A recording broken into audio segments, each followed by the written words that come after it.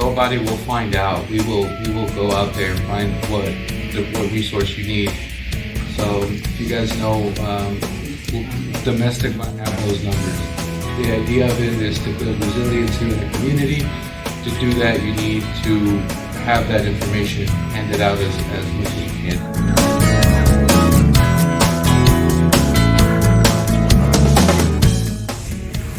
The first step is verbal judo. I don't have to get into an altercation with you to stop you. It might be a simple touch on the shoulder. It might be a perfect example. The perfect example that I had was yesterday in Walmart.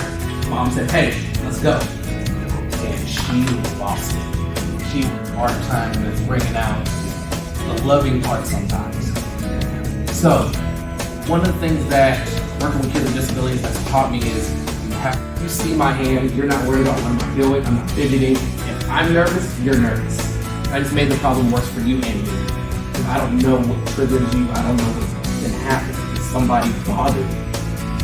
And you just talk the entire time and you keep going. So with her,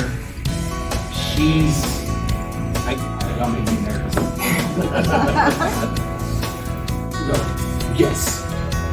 And that's it. But the way I handle my little stuff.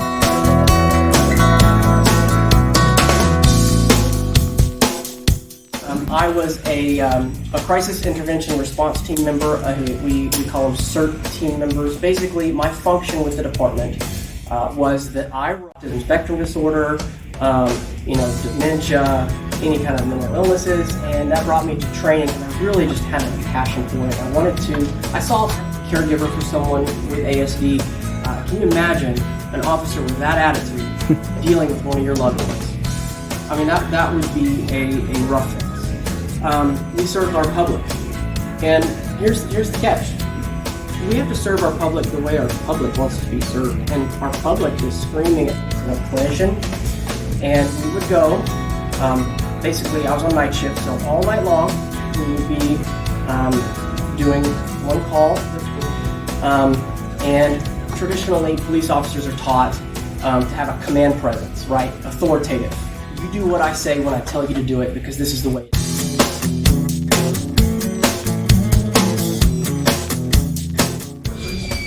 And we're looking at a holistic, triadic care model. So physical, emotional, cognitive, behavioral, and healthcare. We are currently going through the database of resources that have been collected through mosaics of mercy support within the department.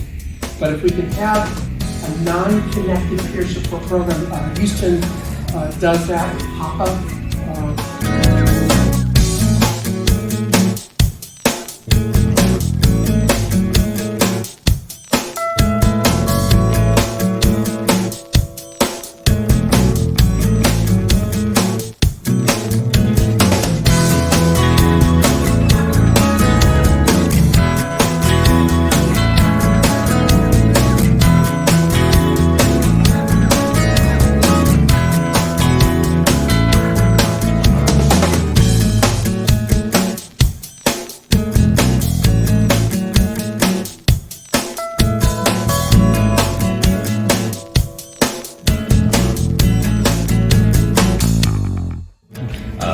We work with the Harris Center, NPC, Dentop.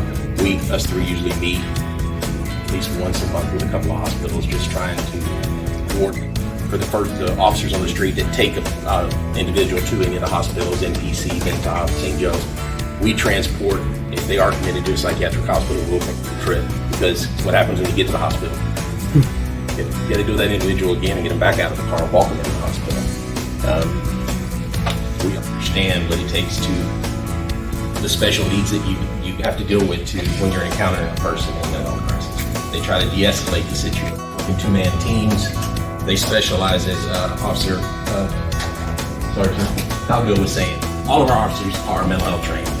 They all gone through the transfers to serving the individual their court papers if they're in the hospital. We differ from CERT a little bit. We don't respond usually to individuals that are in crisis. They are looking at you through nonverbal cues. They are looking at everything. Is actually autistic, but you also have to take into consideration what if the person is deaf. And if the person is deaf, see, they're not gonna, all they see is, and that, just to give you an example, Mexico has their own sign language, and there are only 6 deaf interpreters that cover the whole. Let us put him into his program, let us work through his issues and see if we can't help the change first before we just walk into his stage. We also offer those voices as a combat vet.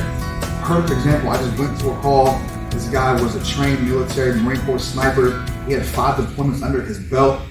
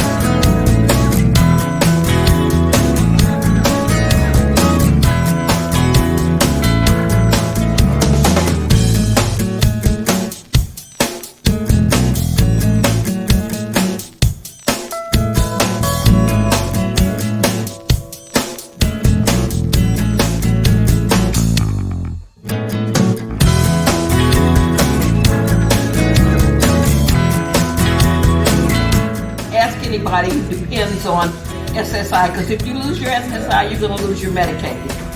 And if you lose your Medicaid, you're not going to be able to afford, you won't have your money to live on. So there are a lot of people where all they have, because of their mental illness, is that are shaking their head saying yes. So if you want to know more about that, actually you can go on